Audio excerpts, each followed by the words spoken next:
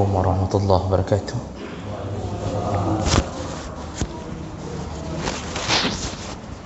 Alhamdulillahirabbil alamin.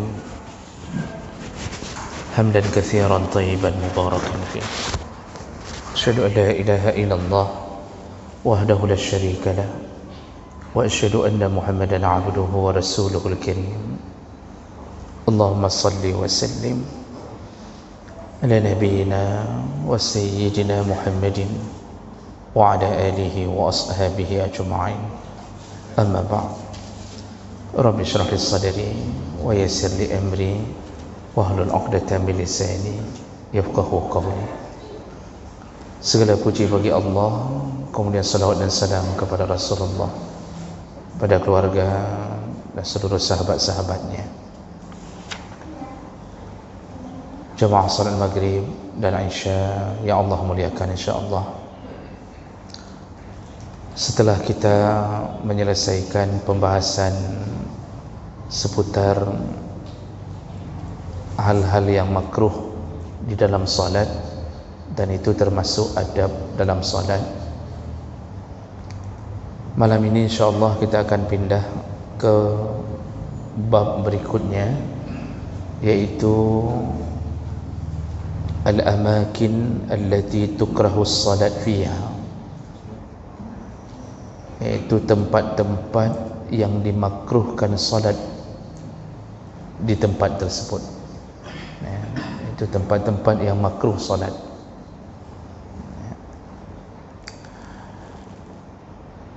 Jadi masih seputar perkara-perkara yang makruh. Kemarin kita bicara tentang perkara di dalam salat, seputar masalah salat. Sekarang masalah tempatnya. Mana tempat-tempat yang dimakruhkan untuk melakukan salat. Ini berdasarkan hadis riwayat Ibnu Umar radhiyallahu anhu, anna Rasulullah sallallahu alaihi wasallam naha ayusalli fi sab'ati mawatin. Rasulullah sallallahu alaihi wasallam melarang untuk salat di 7 tempat. Ada 7 tempat yang Rasulullah melarangnya. Nah, bahasa melarang ini yang kemudian menjadi sebuah keputusan hukum, apakah haram atau makruh. Jadi tadi kalau menurut Hambali haram, menurut Syafi'i dan Hanafi makruh. Tapi walaupun begitu, kedua-duanya bermaksud ingin mengatakan jangan solat di tempat itu. Baik dan sembahyang pada tempat yang akan disebutkannya. Baik, kita jelaskan berdasarkan penjelasan kitab ini. Yang pertama, ini dijelaskan berdasarkan keinginan ulama penulis kitab ini. Yang mau dijelaskan pertama adalah as-salatu fi qari'atit tariq, salat di jalanan atau salat di tempat berlalu lalangnya orang. Nah, itu baik a'lahu au awsatuhu, baik langsung di atas badan jalan ataupun di areanya. Jadi makruh hukumnya, kalau mazhab Hanafi sebenarnya walaupun mengatakan makruh, tapi makruhnya makruh tahrim, makruh mendekati haram. Imam Syafi'i, mazhab Syafi'i tidak membagi makruh menjadi 2. Kalau dikatakan makruh berarti satu level di bawah haram. Maksudnya jangan salat. Kenapa jangan salat di atas jalanan atau tempat lalu lalang oleh orang? Li'anna at-tariq mumirrun nas, karena jalanan itu selalu dilalui oleh orang banyak. Fala yu'amminu minal murur. Maka tentunya salah satunya adalah tidak aman jalan tersebut daripada lalu lintas. Wala minan najasah. Jadi pertama tidak aman, yang kedua tidak aman dari najasah, dari najis. Karena sering dipinjak-pinjak sama orang, maka tidak aman dari najis. Jadi dimakruhkan maksudnya jangan solat, takut terkena najis. Kalau terkena najis, otomatis batal solat. Jadi jalanan seperti itu la takhlu minal awras wal abwan. Biasanya jalanan tempat lalu lalangnya orang itu tidak lepas daripada kotoran, baik kadang-kadang kotoran besar ataupun bekasan kencing. Lalu kemudian fayanqati' al-khusyu' bi mimarrin nas, bisa bisa tidak khusyuk salat di area tersebut. Ya, bagaimana mau khusyuk sedangkan dia salat dalam keadaan orang selalu berlalu lalang di hadapannya. Nah, wa zalika la yujabu butlanus salah. Tapi walaupun begitu, salat di tengah jalan atau di atas badan jalan, tempat lalu lalang orang banyak, tidak bermakna salatnya batal. Cuma bisa berkurang pahala salat dengan tidak khusyuk, atau salatnya tidak batal tapi pahalanya tidak ada, sedangkan kita tujuan salat untuk mengumpulkan pahala. Jadi menghindari tempat seperti itu adalah yang lebih utama.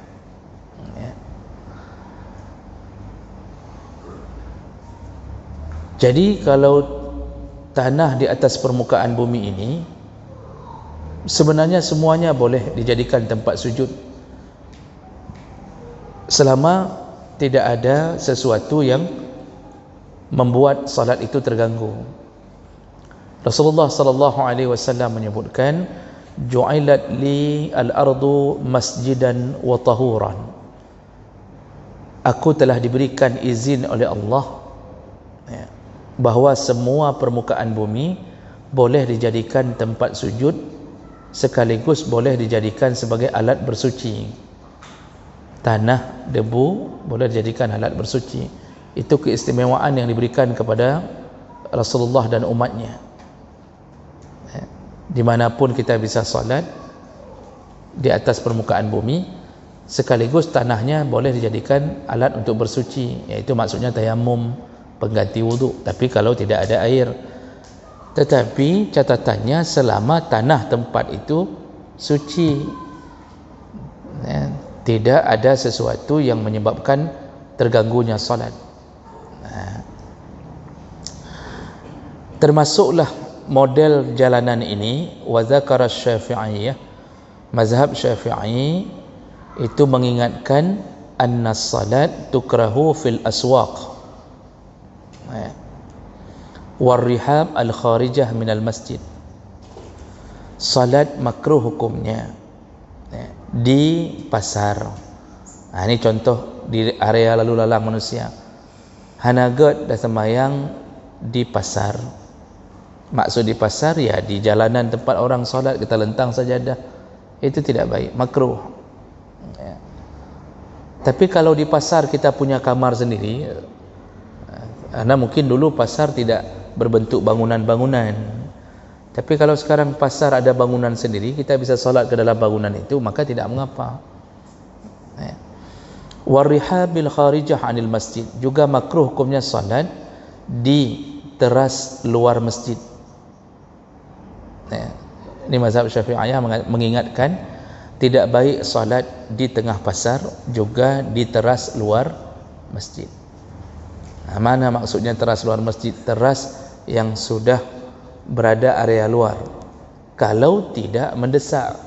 Tapi kalau sudah mendesak, apakah kebutuhan salat Jumat, salat Aid, maka tidak mengapa.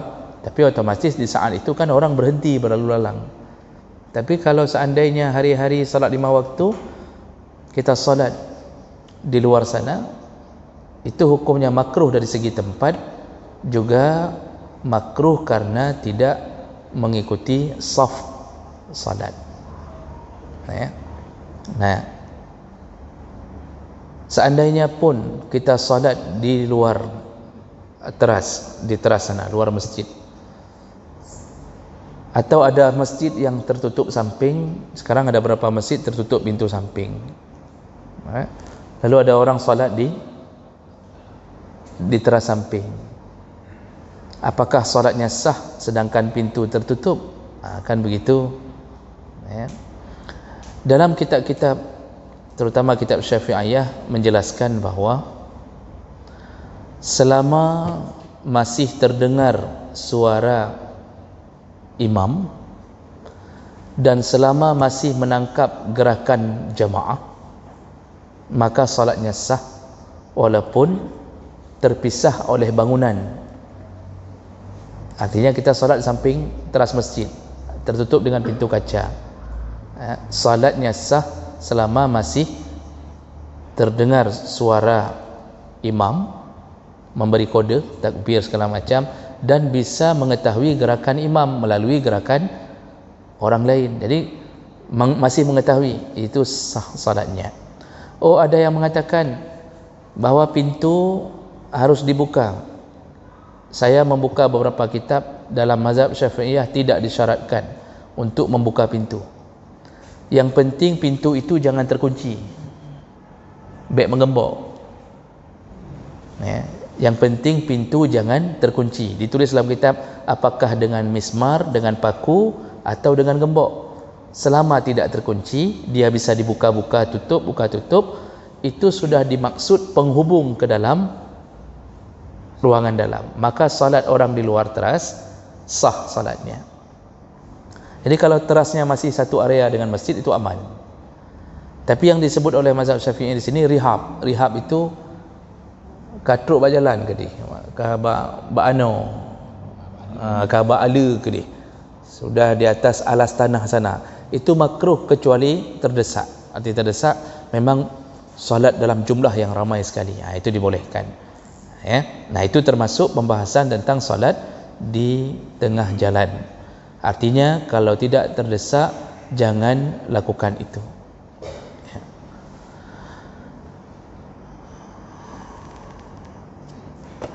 Baik.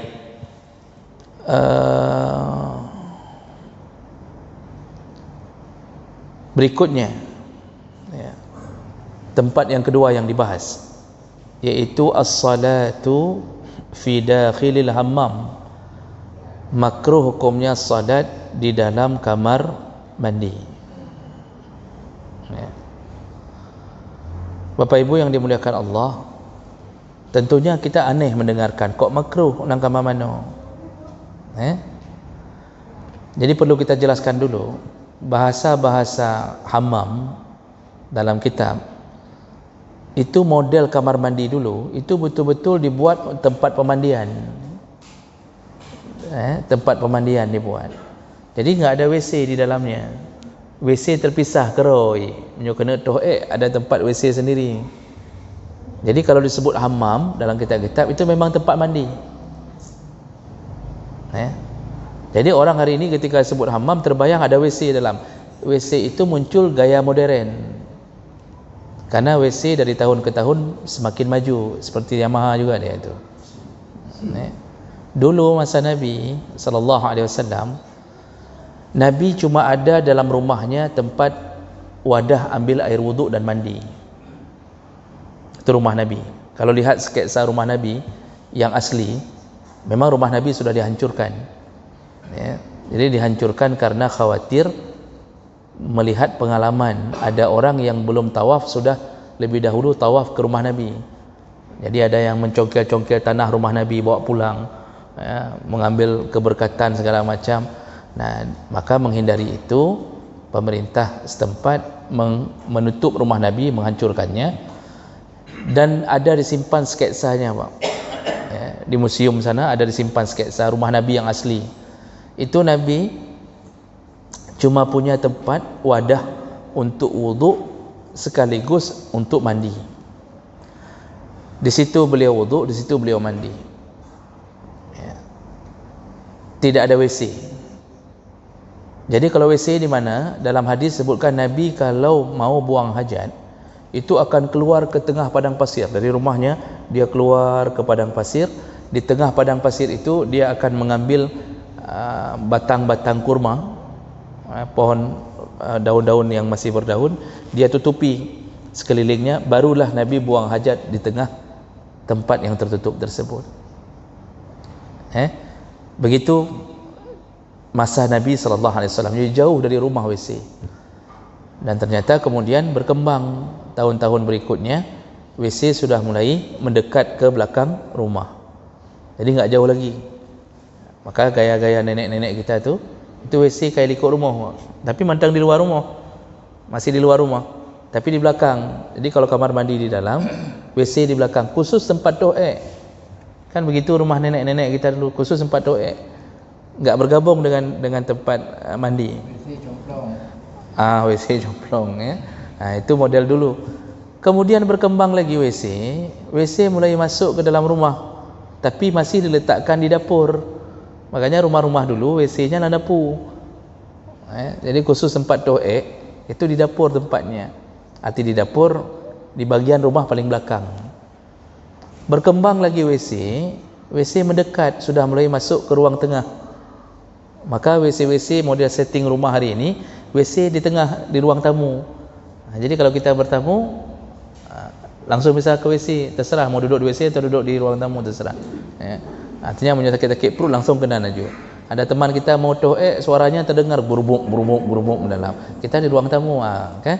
Begitu sekarang setting rumah, WC mulai ke ruang tamu. Berkembang lagi, WC mulai masuk ke dalam kamar. Makanya hari ini WC dah mulai buat dalam kamar. Ini tempat tidur, di sini WC. Jadi dari WC habis sibuk langsung loncat ke kasur. Kalau cerit-cerit langsung dari kasur loncat ke WC. Ke depan mungkin WC akan langsung di bawah kasur. Jadi buka kasur langsung tuh baju miu. Begitu perkembangan dari tahun ke tahun tentang WC. Maka waktu disebut kenapa dimasukkan dalam kitab salat di dalam kamar mandi makruh, kita terbayang pandai mungkin makruh kena tempat to'ek dalam. Beda, hammam dulu hanya memang tempat pemandian.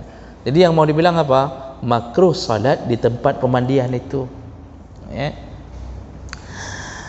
Makruhatun indal Hanafiyah wal Syafi'iyah wal Hanabilah. Kalau masalah di kamar mandi, imam-imam mazhab, jumhur ulama sepakat mengatakan makruh. Bahkan Hambali yang tadi mengatakan haram, kalau urusan masuk kamar mandi, salat di kamar mandi hukumnya makruh. Kenapa makruh? Yang pertama, li'annaha ma'was syayatin.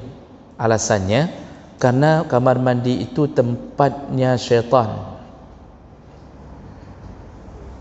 Kamar mandi tempat syaitan. Memang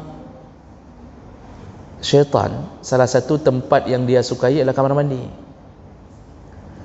Makanya dalam hadis sebutkan, ketika syaitan mendengarkan azan, salah satu tempat pelariannya adalah kamar mandi. Ketika dia dengar azan, dia akan lari sejauh-jauhnya. Salah satu tempat dia akan berlindung dari suara azan adalah kamar mandi. Maka dia takut dengan suara azan. Makanya orang kalau takut dengan suara azan, itu keturunan syaitan. Asal sudah dengar suara azan, dia takut. Dia besarkan sinetronnya, dia besarkan suara musiknya, dia takut mendengarkan itu. Itu turunan syaitan. Jadi ini memang tempatnya yang disukai syaitan. Itu alasan pertama. Alasan kedua, wa mudinnatu inkisyafil aurat. Di dalam kamar mandi itu ada kemungkinan bisa melihat aurat orang lain. Jadi kita salat, ini misal ada tempat kamar mandi umum, kita salat di satu sisi, di orang lain di mana? Jadi sambil salat bisa lihat aurat, terbukanya aurat, walaupun itu mungkin kecil kemungkinan terjadi. Artinya kita kecil kemungkinan terjadi salat di kamar mandi. Yang mau dibilang jangan salat. Kalau ada pun tempat di kamar mandi, jangan salat. Dan alasan berikutnya, wa musibbul ghasalat wan najasat adatan. Kebiasaan tempat mandi umum itu orang kadang-kadang kencing, walaupun pakai kain basahan, kadang-kadang orang kencing dalam meja basahan. Maka mengalirlah air kencing, mungkin ada bekasan-bekasan, makanya dimakruhkan untuk salat di area kamar mandi. Tapi kalau model kamar mandi kita hari ini yang bergabung dengan WC, itu jangankan salat, wuduk saja makruh. Kalau salat sudah pasti haram di situ. Yang model gabung dengan WC, di sini mandi, ada WC, ada tempat wuduk. Artinya mesapat antara WC, tempat mandi. Ada orang yang wuduknya di kamar mandi itu juga. Wuduk saja makruh. Wuduk makruh. Kenapa makruh? Kerana khawatirkan kotoran. Kalau salat otomatis haram. Kalau sekarang, yang model kamar mandi sekarang, karena tidak ada yang bisa menjamin bersihnya kamar mandi tersebut dari najis. Orang cebok di situ, bekasan. Oh, ada kamar mandi hotel bersih, walaupun bersih belum tentu suci. Apalagi Pak, kamar mandi hotel lebih berbahaya daripada kamar mandi kita. Kamar mandi hotel itu settingannya, begitu buka pintu ketemu WC dulu. Ketemu WC dulu, WC-nya WC duduk pula, bukan WC jongkok. Rata-rata begitu.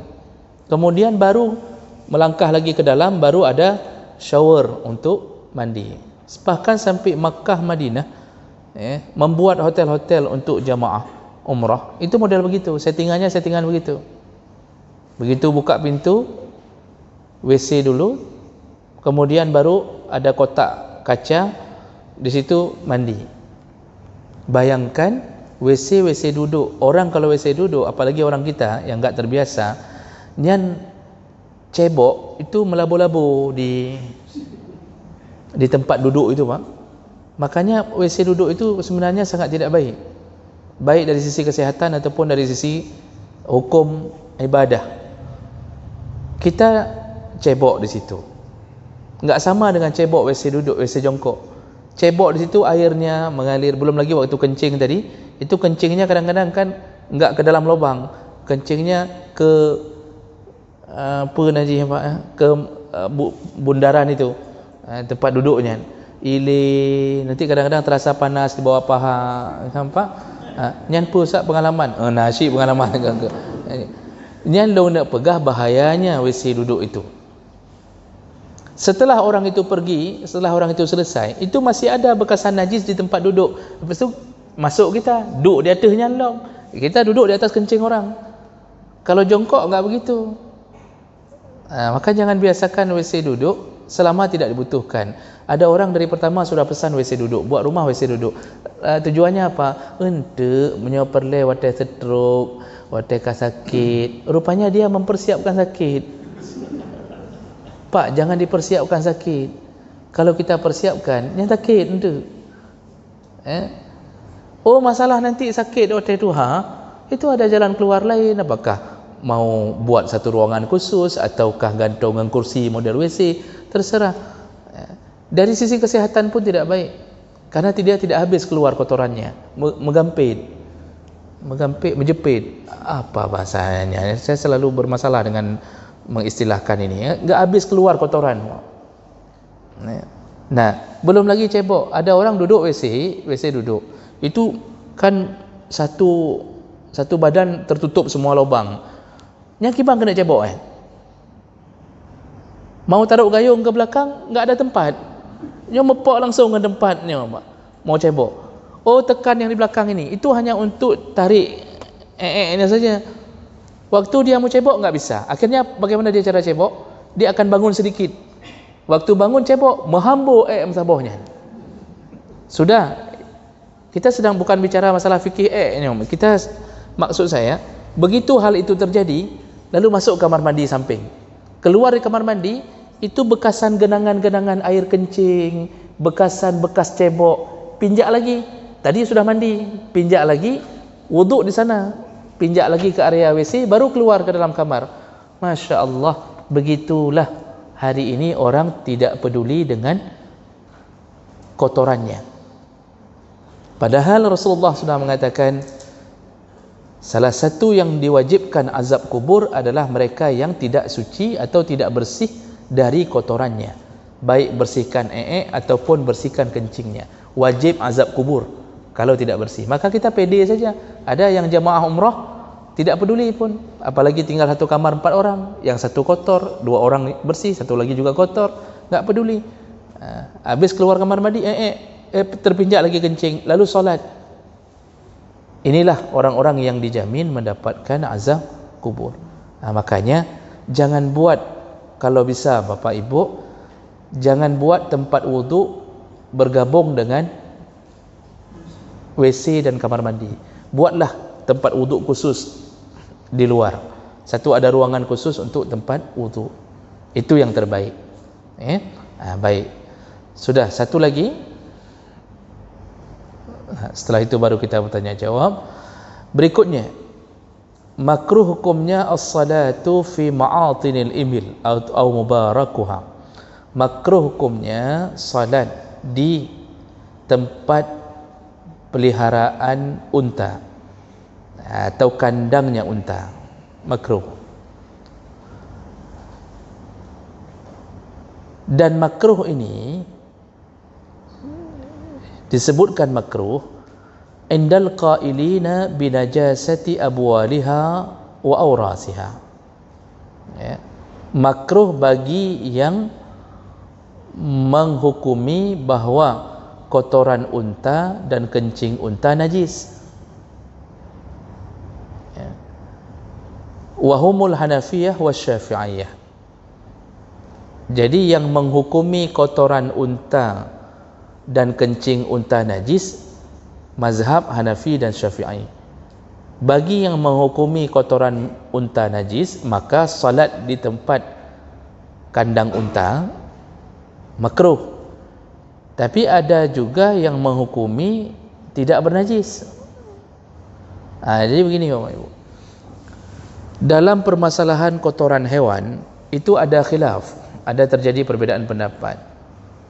Di antara perbedaan pendapatnya adalah apa hukumnya kotoran dari hewan yang bisa dimakan dagingnya. Jadi ada hewan halal dimakan dagingnya. Apakah kotorannya ikut dianggap bernajis atau tidak? Contoh misal sapi, kambing, lembu, kambing, itu halal dimakan dagingnya. Apakah kotorannya bernajis atau tidak? Menurut jumhur ulama bernajis, walaupun dagingnya halal dimakan.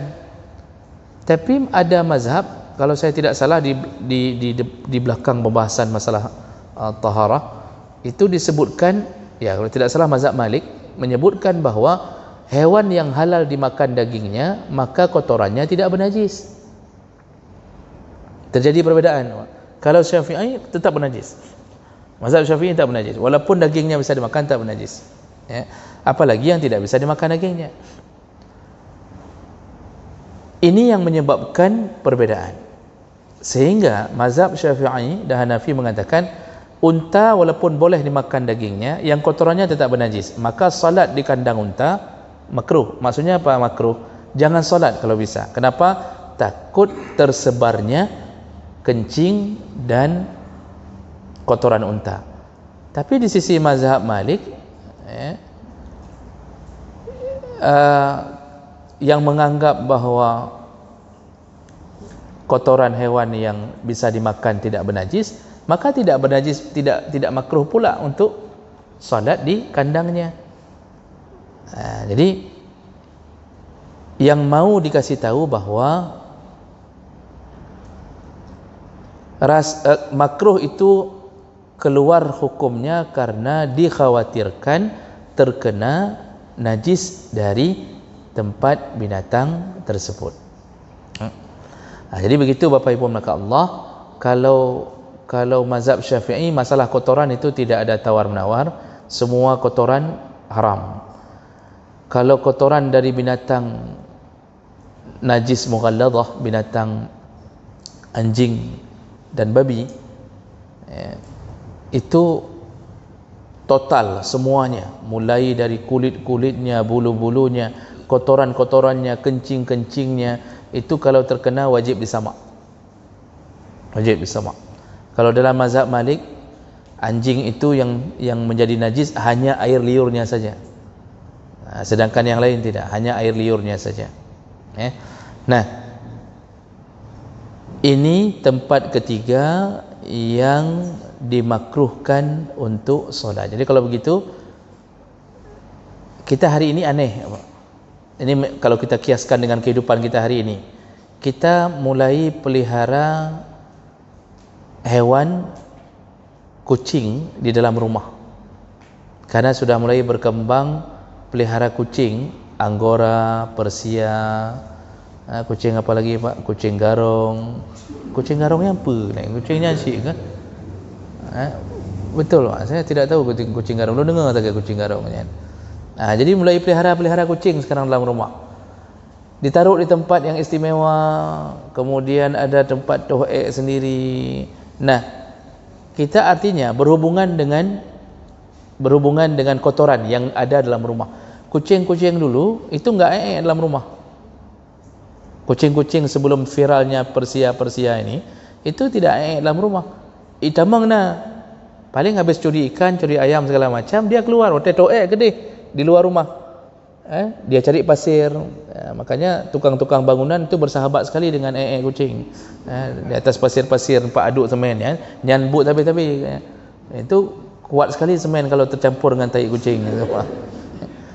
Intinya apa Pak? Hari ini kita mulai pelihara binatang untuk di dalam rumah kita.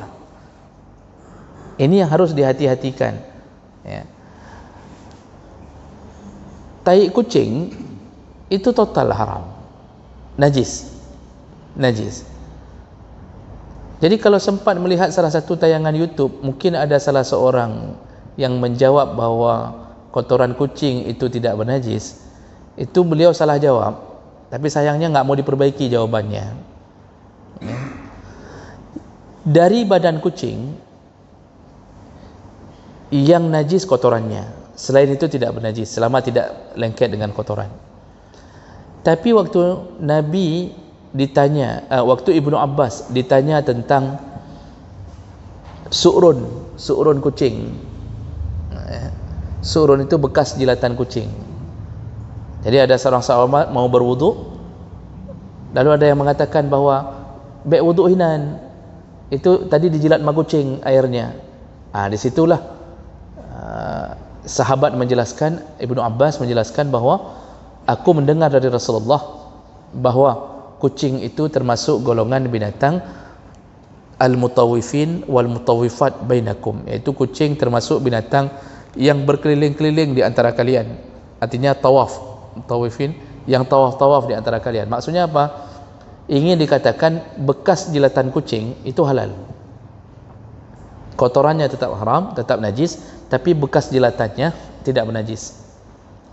Makanya kalau kucing mencuri ikan, kan yang dia curi setengah mungkin, setengah lagi ketahuan. Pas kita gerham, kita misal pas masuk dapur kita lihat dia, langsung kita gerham, dia kan lari. Itu masih ada tinggal setengah yang sudah diuki-uki sama dia, itu yang sudah dijilat-jilat. Bolehkah kita makan yang setengah itu yang sudah jilat-jilat? Jawabannya boleh, karena semua mazhab mengatakan su'run kucing halal, bekasan jilatan kucing halal. Makanya dia kalau dijilat kaki bapak sedang duduk, dia ngelendot-ngelendot, kan dia suka tawa-tawa, ngelendot-ngelendot, dia pasang-pasang, dia jilat, cemekam, tidak mengapa, silakan. Mungkin sembuh cemekam di tangan dia, hanya tak masalah kan. Biarkan dia jilat. Halal, arti halal bukan boleh dimakan begitu saja, artinya tidak bernajis. Baik, demikian kita cukupkan. InsyaAllah kita bertemu di pertemuan yang akan datang. Nanti kita sambung kembali pembahasannya.